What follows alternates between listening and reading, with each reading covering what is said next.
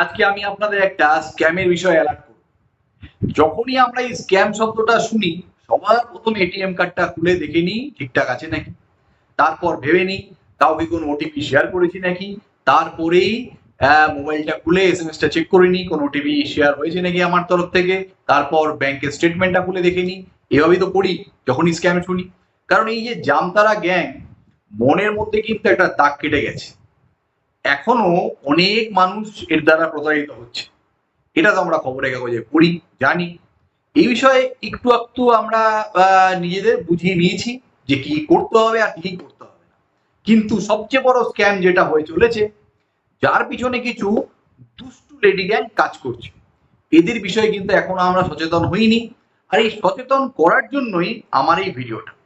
কারণ আমাকে একজন এই ব্যাপারে প্রশ্ন করেছিলেন, সেই সময় সেই উত্তরটা আমার দেওয়া হয়নি।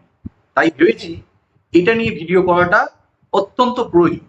আমার আগেই উচিত ছিল, যে কোনো কারণে আমি করে উঠতে পারি।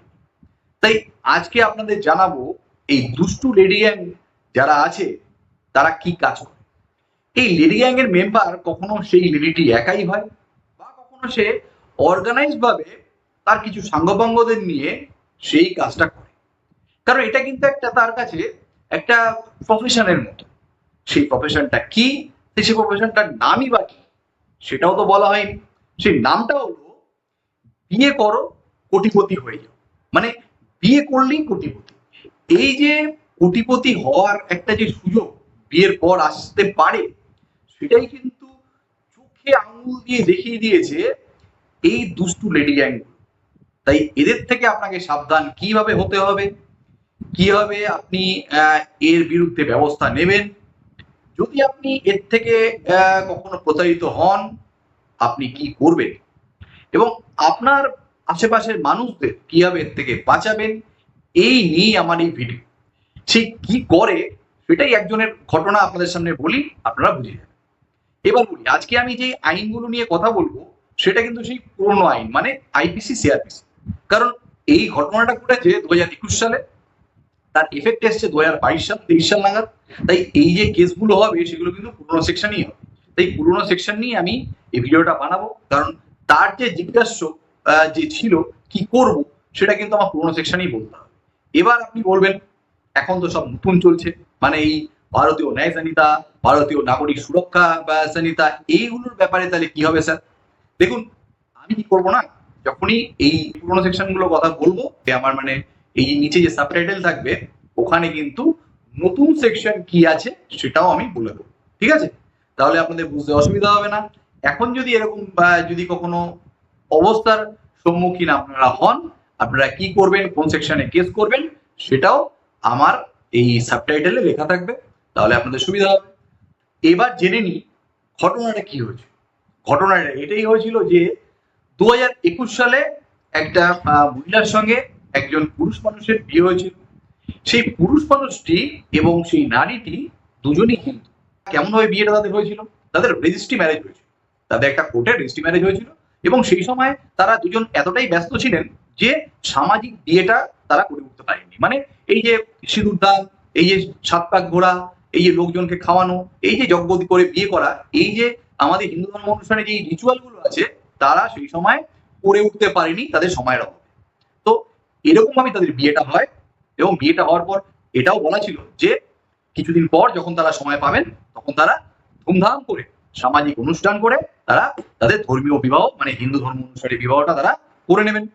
কিন্তু তাদের যে কোনো কারণে বিয়েটা একটু পিছিয়ে যায়, দুজনেরই সময়ের অভাবে, এবং এতে দুজনেরই কনসেন্ট ছিল। কিন্তু তাদের সম্পর্কে কিন্তু ছেদ পড়ে। কি হবে? তারা দুজনই দুজনের সঙ্গে ফোনে যোগাযোগ রাখতো, কথা বলতো। তবে এটাও ঠিক যে দুজনের শহরটা যেহেতু অন্য শহরে কাজ করতো, তাই তাদের মধ্যে দেখা সাক্ষাৎ হয়নি। মানে এই যে রেজিস্ট্রি ম্যারেজ হওয়ার পরে দেখা সাক্ষাৎ করতে তারা পারেনি। বা ওই যে মহিলাটি যার সঙ্গে তার বিয়ে হয়েছিল, সেও তার বাড়িতে এসে তার স্ত্রীর মতন সংসার যাপন করেনি। মানে কখনোই ওনার যে বক্তব্য, যে কখনোই স্বামী স্ত্রী হিসেবে তারা একসঙ্গে এক ছাদের তলায় তারা কখনো থাকেনি, বা কখনোই তারা কোনো এক হোটেলে একসঙ্গে রাত্রি যাপন করেননি, বা একসঙ্গে সময় কাটাননি, কোনো রেস্টুরেন্টে গিয়ে একসঙ্গে খাওয়া দাওয়া করেননি। মানে এই যে যখন তাদের এই যে সময়টা চলছিল, তখন তারা কোথাও কখনো একসঙ্গে যাননি, দেখা করে। কিন্তু তাদের একটা ভিডিও কলের মাধ্যমে, কখনো ফোন কলের মাধ্যমে, মানে ভয়েস কলের মাধ্যমে তাদের কথা হতো, SMS হতো, তারা হোয়াটসঅ্যাপ দুজন দুজনকে করতেন, রোজ খোঁজ খবর নিতেন। তো এরকম ভাবেই সম্পর্ক তাদের এগোতে থাকে, এবং সম্পর্কের মধ্যে একটা পরবর্তীকালে সম্পর্ক যখন এগোতে থাকে তখন তারা বুঝতে পারেন যে তাদের যে মেন্টাল অ্যাডজাস্টমেন্ট হবে না। কারণ তাদের মধ্যে বড় কখনো ঝগড়া হয়নি, মানে বিগ সাইজ যে ঝগড়া হয় সেটা কখনো তাদের মধ্যে হয়নি, কিন্তু তারা বুঝতে পেরেছিলেন দুজনই যেহেতু ম্যাচিওর ছিলেন, দুজনই ভালো চাকরি করতেন, দুজনই শিক্ষিত, তাই বুঝতে পেরেছিলেন যে আমাদের হয়তো বোন মেলা। তাই তারা প্রথমেই ঠিক করে নিয়েছিলেন এই কথা বলতে বলতেই যে আমরা একসঙ্গে থাকবো না, মানে আমরা বিয়ে করবো না, সামাজিক বিয়ে আর করবো না, আমরা দুজনের থেকে মিউচুয়াল ডাইভোর্স নিয়ে নেব। এভাবেই কথা এগোয় এবং তার প্রিপারেশনও স্টার্ট করে দেয় সেই ছেলেটি। কারণ দায়িত্বটা ছিল সেই ছেলেটিরই যে সে তার কোর্ট পেপার বা কোর্টে যে কাগজপত্র হয় মিউচুয়াল ডাইভোর্স করার জন্য, সেটা সেই রেডি করবেন এবং মহিলাটি সেটাতে সিগনেচার করে দেবেন, এবং পরবর্তীকালে যখন কোর্টে ডাকবে তখন গিয়ে সেই মহিলাটি তার যা কনসেন্ট আছে যে সে থাকতে চায় না, তাদের টেস্ট অ্যান্ড হ্যাবিট আলাদা, তো সেটা তারা বলে দেবেন এবং এভাবেই সম্পর্কটা তারা শেষ করবে। এটাই কথা ছিল, কিন্তু সেই কথাটা রইল না। একদিন হঠাৎ করে সেই মহিলাটি ছেলেটিকে ডেকে পাঠালেন যে একটা রেস্টুরেন্টে আসো, তোমার সঙ্গে গুরুত্বপূর্ণ আমার কথা আছে। তো সামনাসামনি সেই ছেলেটি গেলেন, রেস্টুরেন্টে বসলেন, এবং তখনই মহিলাটি জানালেন যে দেখো, তোমাকে কিন্তু আমি ডিভোর্স দিতেই পারি, অসুবিধা নেই, সাইনও করে দেবো, কোনো সমস্যা নেই, কিন্তু তোমাকে কিন্তু এর জন্য আমাকে 50 লক্ষ টাকা দিতে হবে।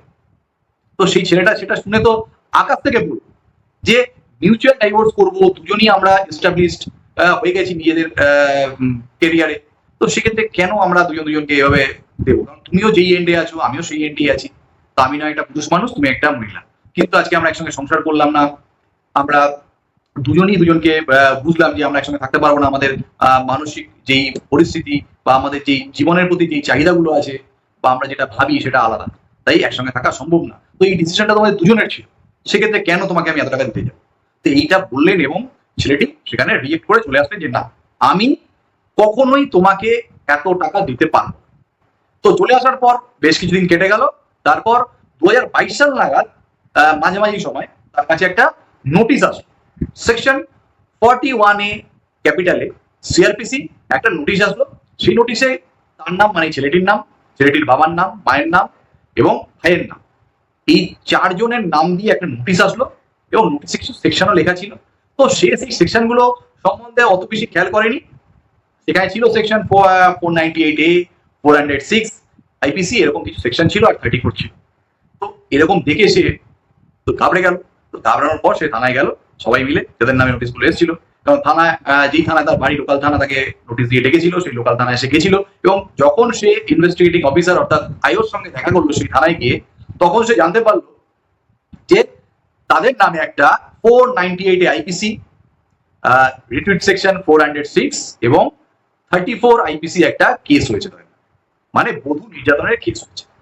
তো তারা আকাশ থেকে পড়লো এবং এফআইআরটি তাদের সামনে সেই ইনভেস্টিগেটিং অফিসার পড়ে শোনালো যে অমুক বিয়ে হয়েছিল অমুক তারিখে বিয়ে হওয়ার পর থেকে সে তাদের সঙ্গেই থাকছে, এবং থাকার পরে তার উপর প্রচন্ডভাবে মানসিক শারীরিক অত্যাচার করেছে, তাকে মারধর করা হয়েছে, তাকে গালিগালাজ করা হয়েছে, তাকে খেতে দেওয়া হয়নি, তাকে পড়তে দেওয়া হয়নি, তাকে বাড়িতে ফোন করতে দেওয়া হতো না, এরকম নানা রকম যে এইসব অভিযোগগুলো মিথ্যে মামলায় করা হয়, সেই অভিযোগগুলো দিয়ে সাজিয়ে গুছিয়ে একটা এফআইআর এর কমপ্লেন তাদের এগেনস্টে করা হয়েছিল, এবং সেটাকে পরবর্তীকালে থানায় এফআইআর হিসেবে ট্রিট করা হয়েছে, এবং এফআইআর তাদের এগেনস্টে লজ হয়েছে। তো এক্ষেত্রে তাদের পরিস্থিতিটা ভাবুন, বয়স্ক বাবা মা, তাদেরকে কোর্টে গিয়ে বেল করা, সম্মানহানি, পুলিশ গেল বাড়িতে ভিজিট করতে, পাশের বাড়ির লোকদের স্টেটমেন্ট রেকর্ড করছে, ভাবুন তো সম্মানহানিটা কতটা হয়। কারণ দেখুন, পুলিশ আসলে সবার একটা, আমাদের সবসময় একটা নেগেটিভ একটা মেন্টালিটি কাজ করে যে নিশ্চয়ই কিছু করেছে, না হলে পুলিশ আসলো কেন? যখন অন্যের ক্ষেত্রে হয় আমরা এটাই ভাবি, আর নিজের ক্ষেত্রে ভালো হলে ভাবি আমি তো নির্দোষ। তো এই থিঙ্কিংটাই আছে বেশিরভাগ ক্ষেত্রে। তো এটাই হলো, তাদের সম্মানহানি হলো। তো এই সমস্যা থেকে সে কিভাবে বেরোবে সেটাই সে জানতে চাইছে। এই সমস্যাটা কিন্তু তার শুধু একা নয়, আমি তার নাম প্রকাশে অনিচ্ছুক, কারণ তারও একটা প্রেস্টিজ আছে, নামটা অবশ্যই বলবো না আমি। তো তার কি দোষ? এছাড়া এরকম যদি আশেপাশে দেখেন, অনেক ঘটনাই দেখবেন কিছু মেয়েরা আছে যে তারাই দুষ্টু মানসিকতা নিয়ে আসে, কিছুদিন সংসার করে, ইচ্ছাকৃতভাবে কিছু ঝামেলা ঝগড়া করে শ্বশুরবাড়ি থেকে চলে গিয়ে একটা বড় অঙ্কের টাকা ডিমান্ড করে যে টাকাটা দাও, না হলে কিন্তু আমি তোমাদের নামে 498 আইপিসি কেস করবো। বা অনেক সময় কি হয়, ফার্স্টে কেস করে, তারপর বলে যে চলো এবার আপনার নামে, আবার বাবার নামে, মায়ের নামে, সবার নামে একটা কেস জড়িয়ে দিল, নানা রকম কেস করলো। একটা কেসও করে না, অনেক রকম কেস করে, মেনটেন্যান্স কেস করছে, তার মধ্যে আপনার নামে ডোমেস্টিক ভায়োলেন্সে একটা কেস করছে। 498 দেখবেন একবার দুবার আরো করে নিয়েছে, কারণ কোথাও লেখা নেই যে একবারই 498 হবে। একবার অফেন্সের জন্য একবার, 10 বার যদি আপনি সেই অফেন্সটা রিপিট করেন, সেক্ষেত্রে 10 বারই যদি ইনসিডেন্ট দেখিয়ে 10 বারও করা যেতে পারে। তো এরকম ভাবে বহুবার কেস সাজিয়ে আপনার নামে কেস করেছে, কখনো কোর্ট কমপ্লেন দিচ্ছে, এই করছে ওই করছে, মানে আপনাকে নাজেহাল করে দিচ্ছে। তো এরকম ফলস কেসেস বহু হয়েছে, বহু হচ্ছে, জানি না ভবিষ্যতে হবে নাকি, কিন্তু এটা কিন্তু ফ্যাক্ট, কেউ অস্বীকার করতে পারবে না। এরকম কেসেস হচ্ছে, তার জন্য কিন্তু অনেক সময় সুপ্রিম কোর্ট, হাইকোর্টের নানা রকম অবজারভেশন আসে, আমরা শুনতে পাই, আমরা দেখতে পাই। তো এক্ষেত্রে এই সমস্যাটা কিন্তু সত্যি সামাজিক ব্যাধির মতো হয়ে গেছে, যে অনেক সময় নির্দোষ ইনোসেন্ট ছেলেগুলোকে এইসব মিথ্যে মামলায় ফাঁসিয়ে তাদের সম্মানহানি করা হয়, তাদের আর্থিকভাবে মানসিকভাবে ক্ষতিগ্রস্ত করা হয়। এটা কিন্তু খুব বেশি হচ্ছে। তাই এই পরিস্থিতিতে কি করবেন সেটাই আমি এই ভিডিওতে ঘটনাটা বলে নিলাম, কারণ বুঝতে সুবিধা হবে, কারণ অনেকেই এর সঙ্গে নিজেদের ঘটনার মিল পাবে। তাই আমার এই এতক্ষণ ধরে প্রথমেই দেখুন, আপনাকে এটা করতে হবে যে আপনাকে একটা কোর্ট কমপ্লেন করতে হবে। কোর্ট কমপ্লেন কেন করবেন আর থানায় গিয়ে কমপ্লেন কেন করবেন না, ফার্স্টে এটাই একটু বুঝিয়ে। আপনি সেকশন 156 সাবসেকশন 3 সিআরপিসি তে আপনি কি করবেন, একটা কোর্ট কমপ্লেন করবেন, যেখানে আপনার বক্তব্য থাকবে এই অভিযোগটা আমার ওয়াইফ যে আমার এগেইনস্টে করেছে, মানে যে 498 আইপিসি যে কেসটা করেছে, এই কেসটা যে করেছে সেটা মিথ্যে অভিযোগ করেছে, মানে এই মিথ্যে অভিযোগ ফলস কেস করেছে। এর জন্য 211 আইপিসি অনুসারে তার বিরুদ্ধে মামলা শুরু করা হোক, এই হিসেবে একটা কোর্ট কমপ্লেন করবেন। আর কোর্ট কমপ্লেন করলে একটা সুবিধা আছে, বা প্রাইভেট কমপ্লেনও আপনি করতে পারেন। এগুলো করলে কি হবে, আপনি দুজনেরই সিডিআর চাইবেন, মানে এই যে দুজনেরই, মানে আপনার ওয়াইফেরও সিডিআর চাইবেন আর আপনারও সিডিআর চাইবেন উইথ টাওয়ার লোকেশন। কারণ আপনি যখনই আপনার ওয়াইফের সিডিআর চাইবেন, আপনাকে কিন্তু সার্ভিস প্রোভাইডার, মানে যেই কোম্পানি থাকবে, এয়ারটেল হোক, জিও হোক, ভোডাফোন হোক, যে কোনো কোম্পানি হোক, আপনাকে কিন্তু দেবেন। কারণ এটা একটা প্রাইভেট ডকুমেন্ট, এটা প্রাইভেসি কে উল্লঙ্ঘন করে, কারণ আপনি পেতে পারেন না। কোন কোন ক্ষেত্রে পেতে পারেন সেটা হলো, বিশেষ ক্ষেত্রগুলো আছে, সেগুলো নিয়ে আমি আজকে এই ভিডিওতে আলোচনা করব না। বিশেষ ক্ষেত্রগুলো বিশেষ ভিডিও দিয়ে বলবো, তবে কোর্টের অর্ডারে ওটা আপনি পেতে পারেন। তো কোর্ট আপনাকে সেই অর্ডার দিলে, মানে আপনাকে তো না, সেই সার্ভিস প্রোভাইডারকে অর্ডার দেবে, তো দুজনেরই সিডিআর কালেকশন হবে। কালেকশন করার পরে আপনি কোর্টে প্রেয়ার দিয়ে সার্টিফাই কপি তুলবেন। সার্টিফাই কপি তোলার পর আপনি কি করবেন, আপনি সেকশন 482 সিআরপিসি অনুসারে হাইকোর্টে চলে যাবেন, এফআইআর কোয়াশিং অ্যাপ্লিকেশন করবেন। কোন কোন গ্রাউন্ডের উপর সিডিআরটা পেলেন, দুজনের সিডিআর, মানে অথেন্টিকেটেড সিডিআর পেলেন আপনি উইথ টাওয়ার লোকেশন, যে আপনাদের মধ্যে কথা হয়েছে, আর এই ফোন কলগুলো যখন এসছে আপনাদের লোকেশন কোথায় ছিল, আর সেই লোকেশনগুলো ট্র্যাক করা হবে, সেই লোকেশনগুলো দেখতে পাওয়া যাবে একদম পরিষ্কার হবে। কোম্পানি সিল লাগানো, কোম্পানি সেকশন 65B এভিডেন্স অ্যাক্টে সার্টিফিকেটও দেবে সার্ভিস প্রোভাইডার, তো এতে কোনো সন্দেহের জায়গা থাকবে না। সেই হিসেবে আপনার এটা এস্টাবলিশড হয়ে যাবে যে আপনাদের দুজনের লোকেশন আলাদা ছিল, আপনারা কখনোই একসঙ্গে রাত্রি যাপন করেননি, এটা কিন্তু অনেকটাই প্রমাণ হওয়ার জায়গা আছে। সঙ্গে সঙ্গে আপনাদের ক্ষেত্রে একটা বলে রাখি, যখনই কোনো হিন্দু ম্যারেজ হবে, এক্ষেত্রে কিন্তু সুপ্রিম কোর্টে একটা কড়া নির্দেশ এসছে 19 এপ্রিল 2024 সাল, মানে এই বছরই একটা কড়া নির্দেশ এসছে যে হিন্দু বিবাহ যদি 7 পাকে ঘোরা, সিঁদুর দান, মঙ্গলসূত্র প্রদান, এগুলোর মাধ্যমে যদি না হয়, মানে হিন্দু যে রিচুয়াল আছে, কাস্টমস আছে, এগুলো মেনটেন করে যদি না হয়, তাহলে কিন্তু সেটা ইনভ্যালিড। কোন সেকশনে, section 7 subsection 1 Hindu marriage act 1955 অনুসারে কিন্তু সেটা ইনভ্যালিড, মানে সেটার ভ্যালিডিটি নেই। মানে আপনি যদি রেজিস্ট্রি ম্যারেজ করেন, সেটা কিন্তু কখনোই একমাত্র জিনিস নয় বিয়েটাকে এস্টাবলিশ করার জন্য। বিয়েটাকে এস্টাবলিশ করতে হলে, অর্থাৎ হিন্দু বিবাহকে এস্টাবলিশ করতে হলে, সেটাকে ভ্যালিড করতে হলে, অবশ্যই একটা সামাজিক অনুষ্ঠান করে একটা ধার্মিক বিবাহ করতে হবে। হিন্দু মতে যে বিবাহ হয়, বৈদিক মতে সেই বিবাহ করতে হবে। এই মামলাটার আমি আপনাকে টাইটেলটা বলে দিচ্ছি, এইটা আপনি আপনার ক্ষেত্রে অ্যাপ্লাই করতে পারেন। মনীশ কুমার ভার্সেস ডলি সিং, এই কেসে দুজনই ছিলেন কমার্শিয়াল পাইলট। তারা ডাইভোর্স মামলা যখন করেন তখন দেখা যায় যে তাদের কোনো সামাজিক বিবাহ হয়, অর্থাৎ ধর্মীয় মতে হিন্দু শাস্ত্র অনুসারে যে বিবাহ হয় সেটা তাদের মধ্যে হয়নি, তাই তাদের বিয়েটাকে কিন্তু ভয়েড করা হয়েছে। তাই এক্ষেত্রে আপনিও কিন্তু আপনার বিবাহটাকে নাল অ্যান্ড ভয়েড ফার্স্টে করবেন। ফার্স্টে কি করবেন? নাল অ্যান্ড ভয়েড করবেন। ডিগ্রি পাস হবে, ডিগ্রিটা নেবেন, সেই ডিগ্রিটা নেবেন এবং সিরিয়াল কপিটা নেবেন, নিয়ে সেকশন 482 সিআরপিসি অনুসারে এফআইআর কোয়াশিং অ্যাপ্লিকেশন করবেন হাইকোর্টে। আর আশা করি যখনই এটা করবেন তখন কিন্তু সেটা আপনার কোর্ট অ্যাকসেপ্ট করে নেবে, কারণ যখন বিয়েটাই যখন এস্টাবলিশ হয়নি, বিয়েটাই যখন ভ্যালিড নয়, সেক্ষেত্রে কিন্তু 498 আইপিসি কিন্তু কখনোই দাঁড়ায়, কারণ ডোমেস্টিক ভায়োলেন্স অ্যাক্ট দাঁড়ায়, সেটা মহিলা হলেই দাঁড়ায় যাবে। কিন্তু 498 আইপিসি দাঁড়াতে গেলে আপনাকে এস্টাবলিশ করতে গেলে সেটা কিন্তু বউ হতে হবে, অর্থাৎ স্ত্রী হতে হবে। স্ত্রী ছাড়া কিন্তু এটা কিন্তু এস্টাবলিশ করা যাবে না। স্ত্রী ছাড়া কিন্তু 498 আইপিসির কেস অন্য কেউ করতে পারবে।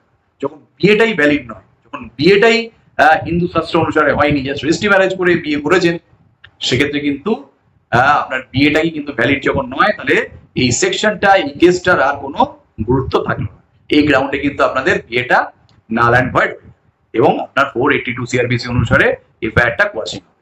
এছাড়া যদি আপনার থানায় যদি আপনি 211 আইপিসির অনুসারে কেস করে থাকেন, সেখানে আয়োকে আপনি আপনার ওই যে বিয়েটা নাল অ্যান্ড ভয়েড হয়ে গেছে, ওই যে আপনার এফআইআর কোয়াশিং হয়ে গেছে, তার কাগজটা আপনি এসে দিতে পারেন। এমনি তো কোর্ট থেকে অর্ডার শীর্ষে পেয়ে যাবে, আপনিও ইচ্ছা করলে দিতে পারেন। এছাড়া আপনার এগেনস্টে যদি কোনো 498 আইপিসির কোনো মামলা চলে, এক্ষেত্রে কিন্তু আপনিও কিন্তু ডাকের মাধ্যমে বা পোস্টের মাধ্যমে, রেজিস্টার্ড পোস্টের মাধ্যমে এডাব্লিউ করে থানার ইনভেস্টিগেটিং অফিসারকে আপনার কপিটা, যেই নাল অ্যান্ড ভয়েড হয়েছে আপনার বিয়েটা, বা আপনার যে 482 সিআরপিসি অনুসারে যে এফআইআরটা কোয়াশ হয়েছে, তার কপিগুলো আপনি কিন্তু পাঠাবেন। এবং সঙ্গে সঙ্গে কোর্ট থেকে যদি আপনি সিডিআর কালেক্ট করে থাকেন আপনার ওয়াইফ আর আপনার দুজনের, সেক্ষেত্রে সেটাও কিন্তু আপনি কিন্তু আয়োর কাছে রেজিস্টার্ড পোস্টের মাধ্যমে পাঠাতে পারেন, কারণ সার্টিফাই কপি আয়ো তো কালেকশন করবেই, অথেন্টিকেট সিডিআর কালেকশন করবেই, তবে আয়োর পার্টি যদি আয়ো অনেক সময় না করে থাকে, আপনি কিন্তু সেটা করবেন, এটা পাঠাবেন, চালান পাঠাবেন, বা আপনি গিয়েও আয়োকে ইন পার্সন দিয়ে আসতে পারেন, রিসিভ করিয়ে নেবেন। তাহলে আয়ো কি করবে? ওটা কিন্তু তার কেন্দ্রে রাখবেন, এবং এরপর যখন আয়ো ফাইনাল ফর্ম সাবমিট করবেন, তখন সে এর উপর বেস করে কিন্তু তার ইনভেস্টিগেশনটাকে শেষ করবেন এবং ফাইনাল ফর্ম সাবমিট করবেন। এরপর আরো কিছু করার আছে আপনার, তার মধ্যে আছে কি আছে, আপনাকে কিন্তু এইসব হওয়ার পর, ধরুন আপনি প্রত্যেকটা কেস থেকে অ্যাকিউটাল হয়ে গেলেন, আপনার এফআইআর কোয়াশিং হয়ে গেল, আপনার 211 আইপিসি যে কেসটা আপনি করেছিলেন সেটারও একটা চার্জশিট হলো, তো চার্জশিট হওয়ার পর জাজমেন্ট হলো। এসব করার পর আপনি কি করবেন? আপনার ওয়াইফের বিরুদ্ধে 500 আইপিসির একটা মানহানি মামলা করবেন, এবং এই মানহানি মামলাটা কিন্তু অবশ্যই করবেন। এর জন্য 2 বছর পর্যন্ত তার কিন্তু জেল হতে পারে। এছাড়া আমার তরফ থেকে একটা সাজেশন রইলো, সেটা হলো আপনার স্ত্রী যদি আপনাদের বিরুদ্ধে মিথ্যে মামলা করে আর সেটা যদি প্রমাণিত হয়, অবশ্যই আপনারা সিভিল ড্যামেজ ক্লেম কেস করবেন, এতে আর্থিক ক্ষতিপূরণ পাবেন। সঙ্গে সঙ্গে আপনার বাবা মা যদি সিনিয়র সিটিজেন হন, তাহলে অবশ্যই তারা সিনিয়র সিটিজেন অ্যাক্টে মামলা করতে পারেন। এছাড়া আপনার বাবা মা কিন্তু ডিস্ট্রিক্ট ম্যাজিস্ট্রেট বা এসডিএম এর কাছে, মানে সাব ডিভিশনাল ডিস্ট্রিক্ট ম্যাজিস্ট্রেটের কাছে কমপ্লেন করতে পারেন। এছাড়া আপনার মা, বোন, দিদি, বৌদি এদের এগেইনস্টে যদি মিথ্যে মামলা হয়ে থাকে, তারাও কিন্তু উমেন কমিশনে আপনার স্ত্রীর বিরুদ্ধে কমপ্লেন করতে পারেন। এছাড়া আপনারা সবাই কিন্তু ইচ্ছা করলে ডিস্ট্রিক্ট প্রোটেকশন অফিসারের কাছে ওয়াইফের বিরুদ্ধে কমপ্লেন করতে পারেন যে আপনাদের এভাবে মিথ্যে মামলায় ফাঁসিয়ে আপনাদের জীবনটাকে নষ্ট করছে, আপনাদের আর্থিকভাবে ক্ষতিগ্রস্ত করছে, আপনাদের সময় ক্ষতি করছে, আপনাদের সামাজিকভাবে আপনাদের ফেস লস হচ্ছে। এইভাবে কিন্তু আপনারা কমপ্লেন করতেই পারেন। এছাড়া আমি আরেকটা সাজেশন দিয়ে রাখবো, সেটা হলো কখনো কখনো হয় এটা যে কেস থেকে মুক্তি পাওয়ার পর আমরা কি করি, মানে মিথ্যে মামলাটা যখন আমাদের উপর হয় বা এফআইআর কোয়াশিং হয়ে যায়, অ্যাকসেপ্ট হয়ে যায়, তখন কি করি? তখন আমরা এইসব মামলা ঝামেলা থেকে পিছিয়ে আসি। কিন্তু এটা কিন্তু কখনোই ঠিক পদক্ষেপ নয়। কারণ কি, আপনার সঙ্গে করছে, কালকে আরো অনেকের সঙ্গে করবে, ভাববে হয়তো যে এরকম মিথ্যে মামলা এটা করলাম, এটা না এস্টাবলিশ হলো না, তো কি হয়েছে, আমার তো স্বার্থসিদ্ধি হয়ে গেল, এদের তো আমি হ্যারাসমেন্ট করাতে পারলাম বা কিছু টাকা মাঝখানে হাতিয়ে নিতে পারলাম। তো এটা কিন্তু একটা মানসিকতা তৈরি হয়, বা অনেক সময় অনেকে অ্যাডজাস্টমেন্ট করে নেয়। এটা অবশ্যই করবেন না, কারণ আজকে যদি আপনি একজনের সঙ্গে এরকম ভাবে একজনকে ছেড়ে দেন, তাহলে এরা কিন্তু সমাজে ব্যাধির মতো, স্নিফার সেলের মতো কিন্তু এরা লুকিয়ে আছে। এরা এই যে অন্তর্ঘাত প্রক্রিয়া যারা চালায়, এটা কিন্তু চালিয়ে যাবে না।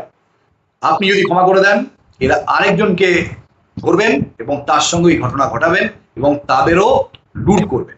তাই আমি বলবো এই লুট প্রক্রিয়াকে আটকাতে হলে সবাইকে এগিয়ে আসতে হবে আর সবাইকেই এর বিরুদ্ধে কড়া পদক্ষেপ নিতে হবে, যাতে এটা সমাজ থেকে চিরতরের মতো হারিয়ে যায়, মিলিয়ে যায়, ধূলিসাৎ হয়ে যায়। তাই সবাইকে বলবো এগিয়ে আসুন আর এই ভিডিওটাকে সবার মধ্যে এতটা শেয়ার করুন যাতে সবাই এই বিষয়ে জানতে পারে এবং সবাই যাতে এই অ্যাওয়ারনেসটাকে কাজে লাগিয়ে নিজেদের সমাজকে কলুষিত মুক্ত করতে পারে। ভালো থাকবেন, আজকে এখানেই শেষ করছি। আগামী ভিডিওতে নতুন নতুন জাজমেন্ট নিয়ে, এরকমই নতুন নতুন টপিক নিয়ে আমি হাজির হব। ততক্ষণের জন্য ধন্যবাদ, নমস্কার।